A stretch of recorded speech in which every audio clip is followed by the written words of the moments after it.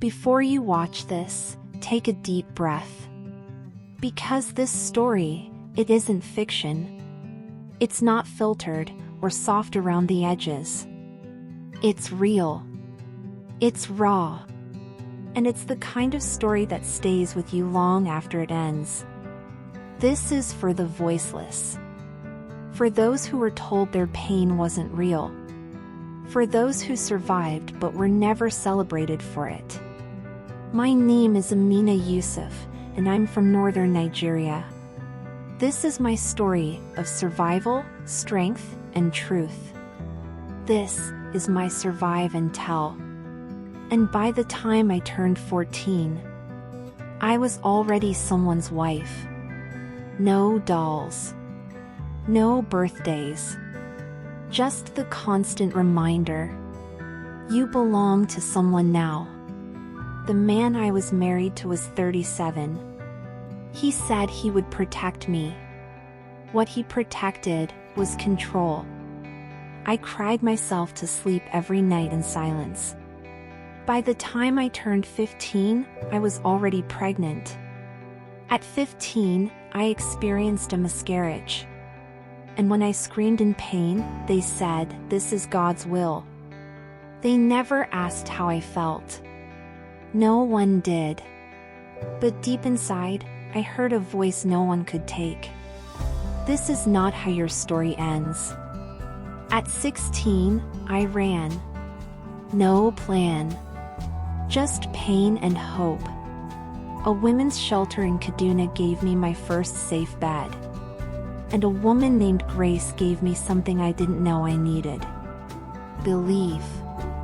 She taught me how to read again. And told me, you were never weak. You were unprotected. At 17, I worked in a clinic as a cleaner. Watched the nurses. Memorized everything. One day, a nurse collapsed. And I acted. I saved her. They called it luck. I called it a reminder. I am still here. I still matter. I told myself that day, I'll wear that uniform one day. By 22, I became a licensed nurse. I was helping others heal, but I knew I had more to give.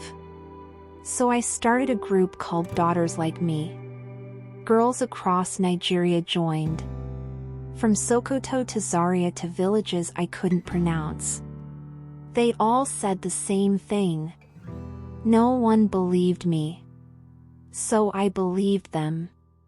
Gave them notebooks. Let them write. Let them feel seen.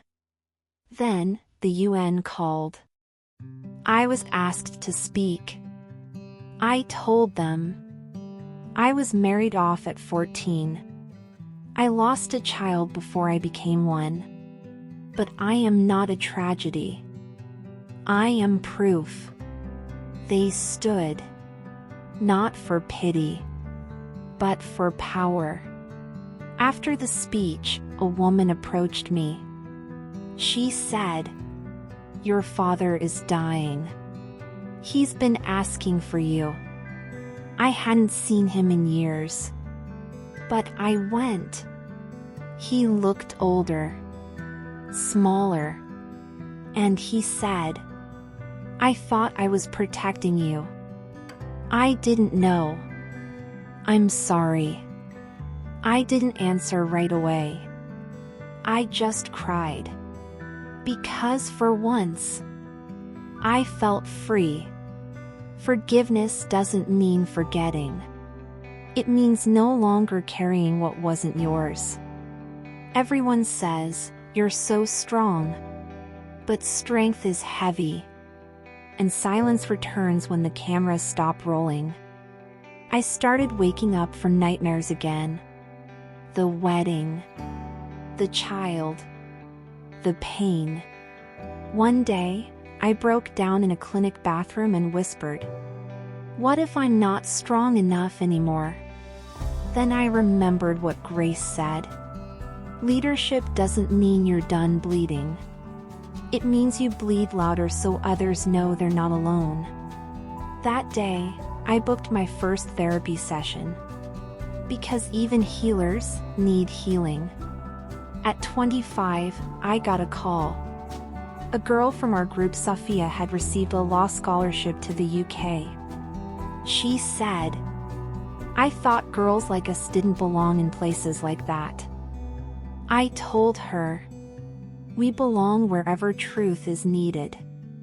Daughters like me expanded across 3 countries. We built shelters. We helped change laws. We turned victims into voices. Then, a letter came.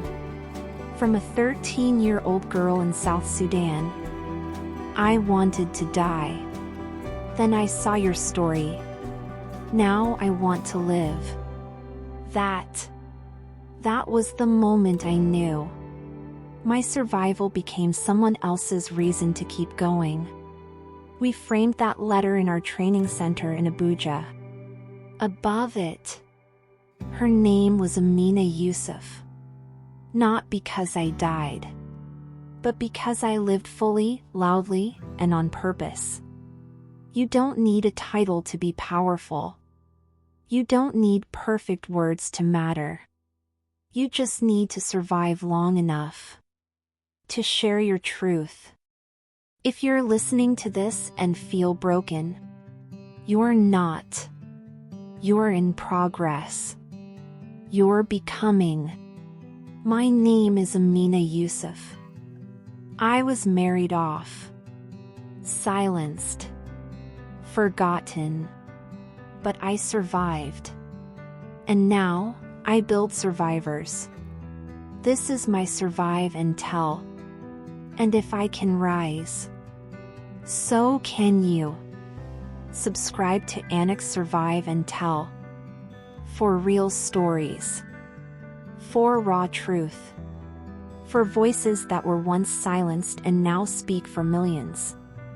Your survival is your strength. Your story deserves to be told.